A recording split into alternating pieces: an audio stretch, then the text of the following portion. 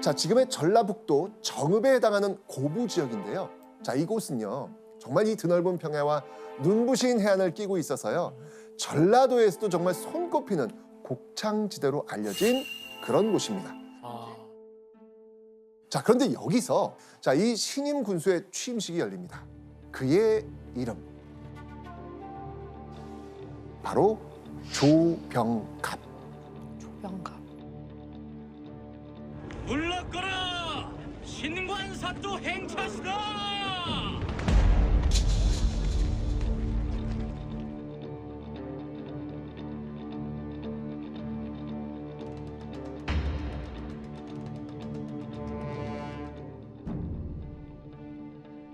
그러니까 딱 봐도 어진 군수의 모습이다 아니다? 아니다. 그건 아니다. 이게 딱 지금 느낌이 오고 있죠, 지금요? 네. 맞습니다.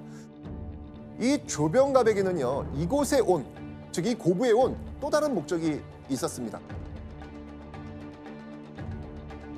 자, 아까 제가 고부 지역이 뭐가 유명하다 그랬죠? 이 지역이? 쌀. 쌀. 너무 유명하잖아요. 조병갑은요, 바로 여기 고부에서 농민들의 세금을 뜯어갈 속셈을 가지고 고부 지역으로 온 겁니다. 세금 걷기 딱 좋은 날씨지. 세금뿐이겠는가? 아하. 오, 악랄해. 아니나 다를까. 자, 이 조병갑은요, 고부 군수 취임과 동시에 농민들을 향해 각종 수탈을 시작합니다. 자, 그런데 조병갑에게는요, 더 많은 세금을 뜯어낼 수 있는 방법이 있었습니다. 바로 듣도 보도 못한 아주 기상천외한 방법을 만들어낸 겁니다. 어떤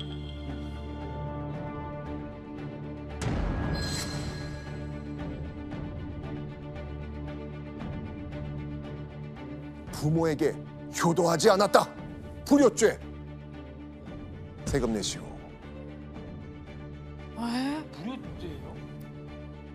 와, 형제간에 화목하지 않았다. 불목죄. 돈을 내시오. 급기야 이 조병갑은요, 백성들에게 이런 돈까지 내라고 합니다. 바로 본인 아버지의 그 업적을 기리는 공적비. 이거 세울 테니까. 우리 아빠 공적비 세울 거거든.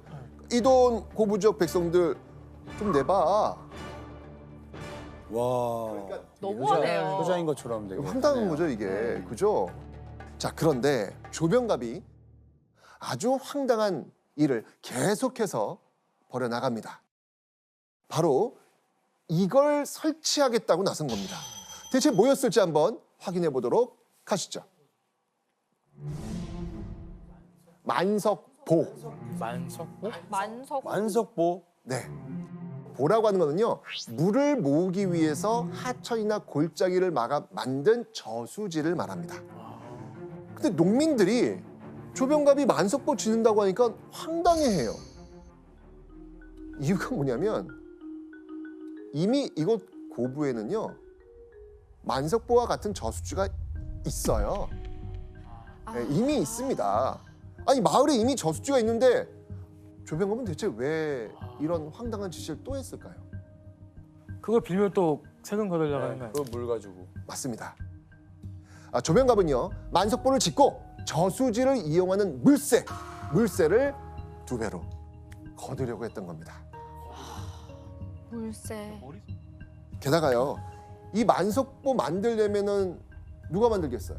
이제 농민들이 또 이제 농민들이 또 투입이 되죠. 당연히 고부 지역의 농민들입니다. 게다가 그 노동을 시켜놓고요, 돈까지 안 줍니다.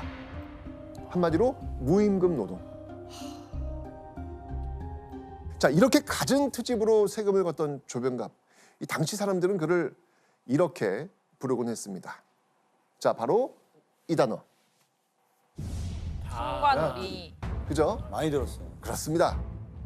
이 탐낼 탐, 벼슬관, 더러울 오, 벼슬아치리. 재물을 탐내서 빼앗는 아주 행실이 나쁜 관리를 말합니다. 한마디로 당시 탐관오리의 대명사 누구? 조병갑. 조병갑.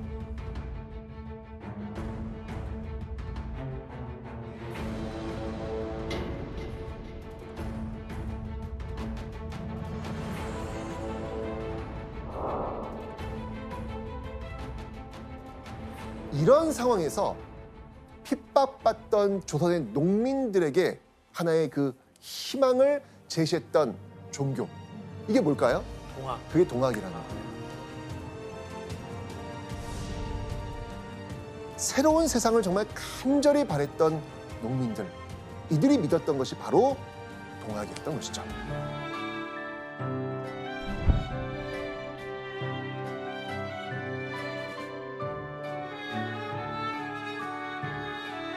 자, 그런데 왜 동쪽의 학문이라고 하는 단어를 썼을까요? 자, 이거는요, 동학의 반대말로 추리해 볼 수 있습니다. 동학의 반대말은 뭘까요? 그렇죠. 맞습니다. 서쪽에서 온 학문을 뜻하는 서학입니다. 서학이 혹시 뭔지 아세요? 그 당시엔 천주교. 그렇죠. 천주교입니다. 당시 서학은요, 모든 사람을 평등하게 사랑할 것을 강조했습니다. 자, 그러자 조선에서는 뭐 굳이 외래의 것을 따를 필요가 있어? 이 서학에 대항해서 우리 역시도 모두가 평등하다고 한 내용 담지 뭐, 그러면서 만든 게 바로 동학이 되는 겁니다. 자, 이 또 동학은요, 사람을 하늘과 같이 섬기라면서 양반과 농민 사이의 신분제를 없애고 모두가 평등한 것을 주장했습니다. 결국 동학은요, 조선 정부의 탄압에도 불구하고요, 농민층을 중심으로 크게 확산되어 갑니다. 자, 그런데 동학을 믿는 농민들의 가슴에 정말 뜨거운 불을 지피는 사건이 일어납니다. 1893년 6월 이 조병갑의 도를 넘은 횡포에 지친 농민들은요, 이런 행태를 견디다 못해서 누군가를 찾아갑니다.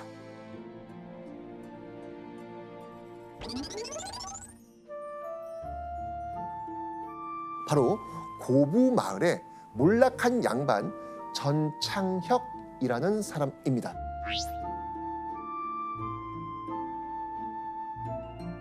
전창혁이라는 사람이 이 글을 쓸 줄 알았거든요. 그러니까 고부마을 농민들은 바로 이런 조병갑의 행태에 정식으로 건의하는 일종의 탄원서를 작성해서 관청에 올리려고 했던 겁니다. 자, 그런데 그 탄원서를 받은 사람은 누굴까요? 조병갑. 네네네, 맞습니다. 조병갑입니다. 농민들, 백성들 정말 순수한 것 같아요. 맞아요. 그러니까 농민들은 이렇게 공식적으로 정식으로 항의하면 해결해 줄 것이다, 이렇게 생각을 했던 거예요. 자, 그렇다면 이 탄원서를 받은 조병갑의 반응 어땠을까요? 저들을 매우 쳐라! 이렇게 나옵니다. 역시.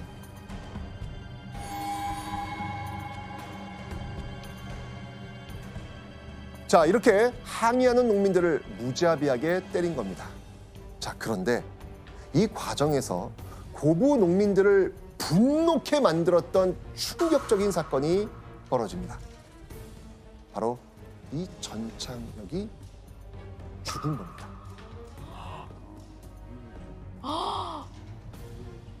곤장을 맞고 후유증으로 끙끙 앓다가 죽어버린 겁니다. 그래. 자, 그런데 이 소식을 듣고 너무나도 분노한 한 남자가 있었습니다. 과연 그 사람은 누구였을까요?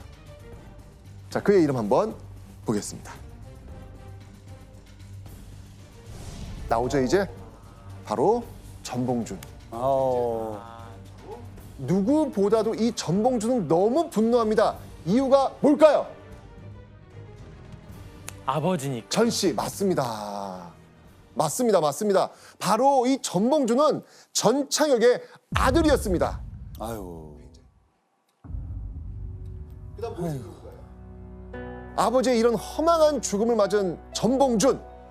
자, 그는 과연 어떤 인물이었을까요?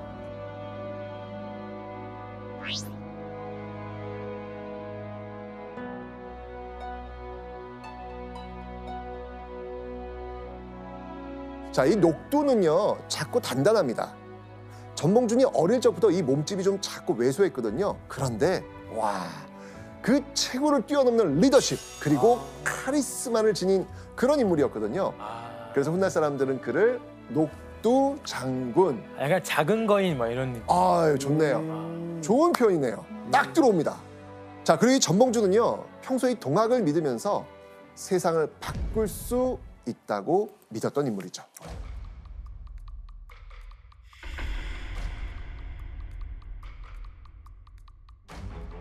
이런 상황에서 전봉주는요, 굳은 표정으로 큰 결심을 하게 됩니다.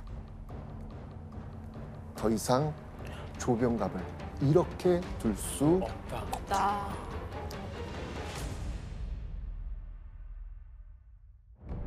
자, 그 후 몇 개월이 흐른 1893년 11월 고부 마을에는요, 이상한 분위기가 감지가 됩니다.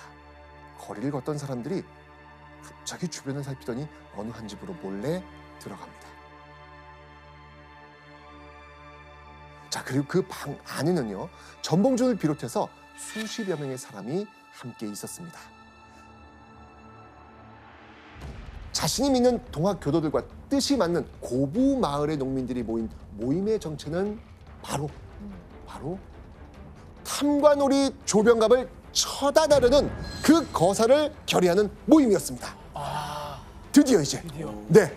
자, 그런데 혹시나 이 일이 발각되면 당시 고부를 장악하고 있었던 조병갑에게 또 맞아 죽을지도 모르는 그런 상황이잖아요. 맞죠. 자, 바로 그때 전봉준이요, 아주 특별한 것을 그들 앞에서 꺼냅니다. 사발 통문은요, 이 사발을 엎어서 그린 원을 중심으로 참가자의 이름을 둘러가며 적은 종이입니다. 자, 잘 보시면 알겠지만 여기 지금 보이네요. 전봉준. 보이죠? 글씨를 이렇게 쓴 거예요. 혹시나 거사가 적발되더라도 지도자는 쉽게 발각되지 않도록 하는 장치였던 것입니다.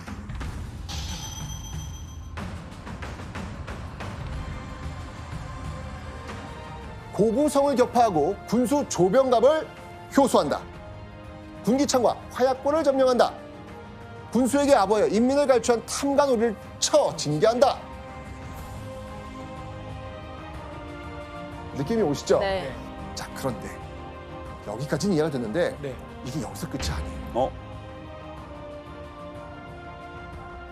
전봉준은요, 당시 상상하기 힘든 엄청난 목표를 가지고 있었습니다. 그리고 바로 이 마지막 항목에 그 최종 목표를 적었던 것이죠. 어떤 내용일지 한번 네. 보시죠. 자, 수도로 직행할 거? 전주영을 함락하고 수도로 직행한다. 와. 조정. 그러니까 그렇죠. 지금 왕이 이게 그렇죠, 있는- 맞습니다. 네. 바로 조선 조정을 의미합니다. 한양으로 진격하여 군기를 멸할 것이다.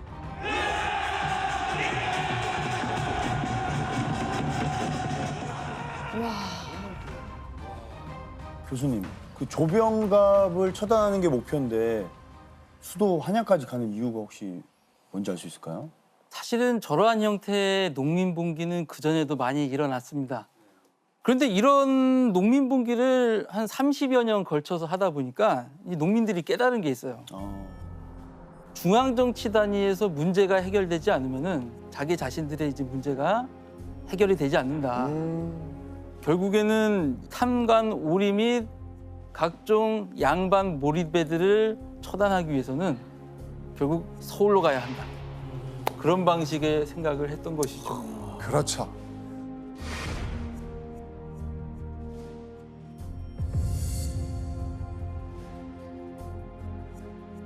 전봉준과 고부 농민들은요, 1894년 1월 10일 드디어 준비했던 그 계획을 실행합니다. 자, 감시가 소홀했던 밤이었는데요. 전봉준은 천여 명의 농민들과 횃불을 들고 고부 관하로 바로 진격합니다. 자, 그 분노의 현장 어떤지 영상 한번 보시죠.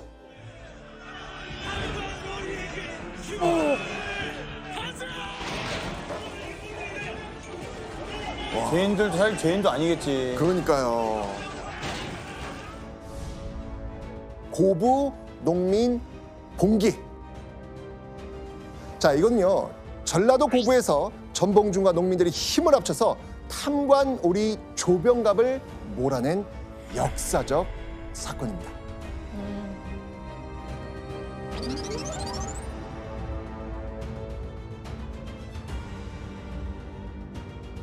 자, 그런데 이 소식 조선 조정에 전달될까요, 안 될까요? 되죠. 오, 당연하죠. 네. 자, 그런데 이게 원래 상식대로라면 이 성남 민심을 좀 달래야 될 거 아니에요. 이 성남 민심 달래려면 누구를 잡아줘야 돼요? 조병갑을 조병갑. 잡아. 그렇죠. 조병갑 잡아줘야 되죠. 자, 그래서 일단 조선 조정은요, 이 도망간 조병갑을 붙잡습니다. 그리고 파직시킵니다. 뭐 게다가요, 지금의 완도로 내보냅니다. 오. 그리고 이후에 이 조병갑 자리에 새로운 신임 군수를 보내고요. 고부 농민 봉기를 조사하고 수습하는 관직인 안핵사 이용태란 인물도 파견합니다.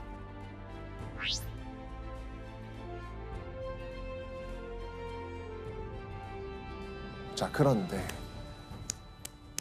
문제가 발생합니다. 문제.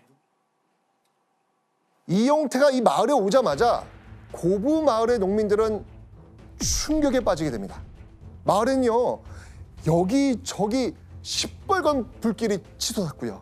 살려달라는 사람들의 비명이 끊이지 않습니다. 대체 고부 마을에 무슨 일이 벌어진 것일까요? 이용태가 안핵사로 본 고을에 와서 인민을 동학이라 통칭하고 당사자가 없으면 처자를 체포하여 사륙을 행하는 고로 다시 기포하였나이다. 안핵사 이용태가 800여 명의 군사와 함께 고부에 와서 봉기를 일으킨 백성 모두를 너 동학교도지, 너 동학교도지, 체포해. 다 체포한 거예요, 지금요. 게다가 집에 당사자가 없으면 그 아내를 잡아 간음까지 했죠. 이 과정에서 반항하는 사람들은 잔인하게 죽이기까지 했습니다.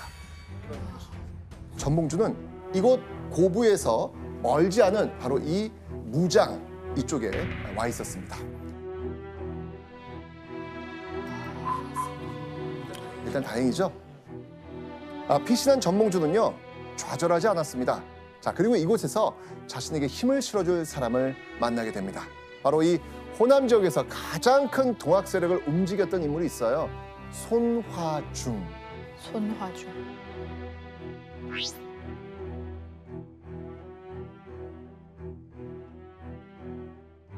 이 사람을 만나서 연합을 맺게 된 전봉주는요, 못다한 거사의 마지막 단추를 채우려고 합니다. 과연 무엇일까요? 수도로 가는 거. 수도로 간다. 네, 맞습니다. 원래 고부 농민 봉기의 계획대로 조선 조정 뒤엎고 중앙 정치를 바꾸기 위해서 한양으로 나서기로 했던 것이죠. 바로 동학 농민혁명의 시작이었습니다. 와.